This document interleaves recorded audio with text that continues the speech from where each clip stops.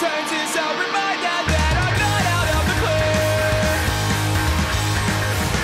And I'm the nightmare. So how's it going? I mean, how are Great, you guys? thank you. Really good. Yeah, it's been a great day so far. Yeah, you've already played today. Yeah. Sort of how was it to play that stage at Reading? It's incredible to be, just grateful to be asked to play it, and second year in a row we've been asked back to this festival, and today it was just like really emotional for us because so many people came out. And I mean, the tempo it was busy. it was really busy, and it was early as well, so loads of hangovers out there and stuff. So Usually if we were here as punters, we'd still be asleep by the time we were on. So I'd be going to bed. You wouldn't see that. Yeah.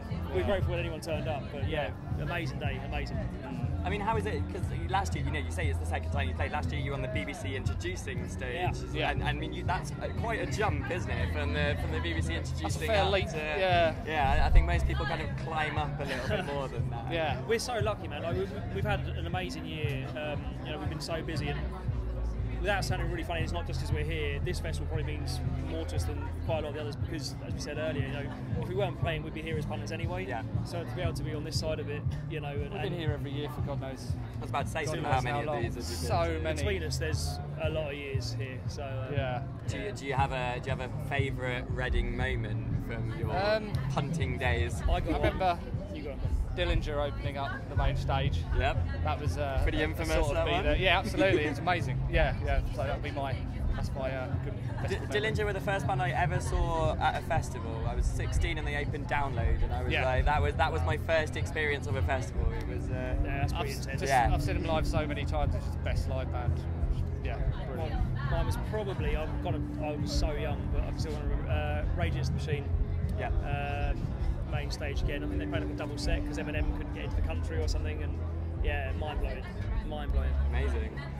So obviously, last year you were picked up by BBC introducing. Sort of how did that come about? And do you know what? We're so lucky. Like, BBC Radio 1, those guys have been so supportive of us, literally since day one. I mean, one of the first things we did as a band, we went in to do a session for Dan P. Carson, the Radio 1 rock show. And it's really funny now when we hear that session because some of those tracks have made it onto the record, but they're completely different to how they were that day when we did it with Dan, because that's how early it was on our kind of career. So literally from that day, they've been massively supportive of us, and to have done that last year was a real honour, and now to be here today on the Enemy Radio 1 stage, for us, it's a special moment. Yeah, we wouldn't be anywhere without their support. So what goes through your head as you're walking out onto that stage? I mean, what went through your head as you were walking? Anything, I was or was it just so excited, man? Like we were saying, we used to get nervous doing these shows, and as we've got kind of, I guess, more used to these kind of crowds and stages. That nervous energy now is just excitement for me personally. I just can't wait to get out there and play. I get nervous sort of like 10 minutes before, and for the first couple of songs you're like, right, just trying to sort yourself out and stuff. But after that, it's just the whole thing was just amazing. It's, and so many people watching. So it's just really enjoyable at the moment. Are you sort of? I don't mean this to sound probably the way it's going to sound, but I mean, are you kind of surprised by the reaction? To your band? Absolutely. 100%. Because none of us ever expected this to happen. So every day that we just keep continuing to be able to do this is it's just great. We've got no reason to complain about anything. So one thing that blows my mind about it is we have to keep reminding ourselves that everything that's happened up to this point has been off one EP. Yeah. I mean, our record isn't even out yet. I wanted to ask about that because it's been a long time coming. I mean, the record, because it was delayed, wasn't it? Because there was some changes in who was releasing it. Yeah.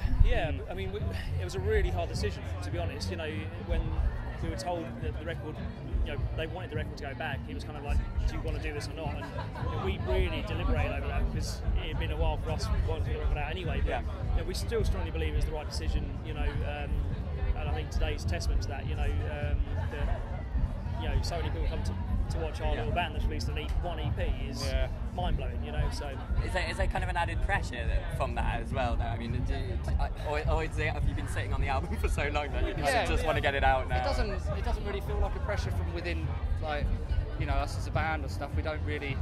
I mean, everything's ramping up and the stakes are obviously getting higher and stuff, but we don't really feel the outside pressure on us. It's very... it's a very different story to how it looks from the outside compared to what you're living in as a band, And the other thing is we can't do anything else. So that record is what it is, And for us, it's a time and a place. It's about things that happened to us, when we wrote it.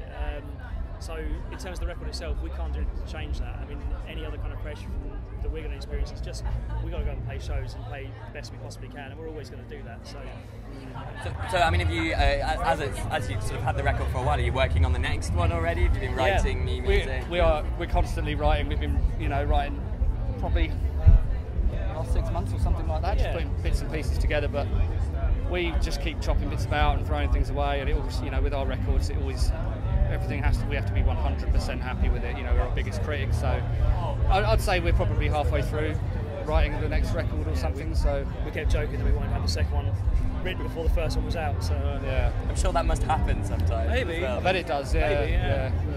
Cool. And you've got your tour coming up with Mum, is it? Yeah. It's a sort of co-headline tour. I mean, are you looking forward to that? Can't wait to watch them every night. Basically, it's just we've seen them live, played on stages with them all summer for festivals and that, and they just smash it all of the time. Did you manage to catch them today? A little bit. Yeah, tiny bit. I mean, they were straight after you guys. Yeah. So we had to come out, but they're like Mo said, they're just one of the bands. Really lucky, really, that there's so many great bands about at the moment to go and watch. It's like British music. So many good albums coming out this year. It's healthy. Yeah, it really is. Like if you look at the lineup as well for Reading at the moment, there's so many sort of strong British up and coming bands. Because you're taking All Us on Drugs on tour with you as well. And they're playing the BBC Introducing this weekend as well. So it's looking great. Well, cheers, guys. Thank you very much.